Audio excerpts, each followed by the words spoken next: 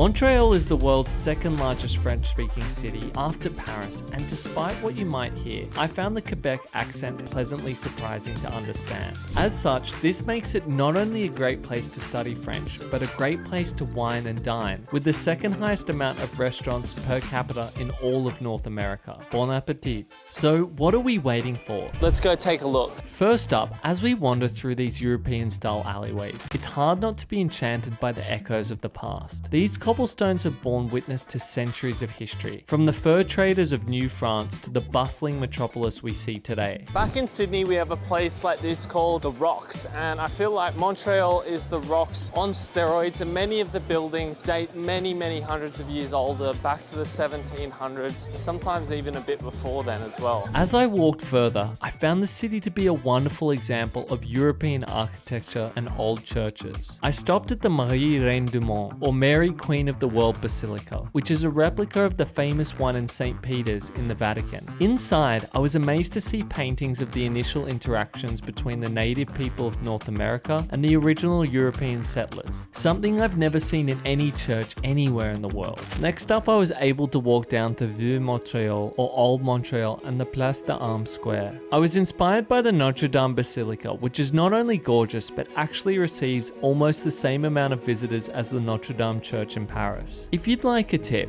come to the church at 6 p.m. where you will hear the mighty bells ring 10 times.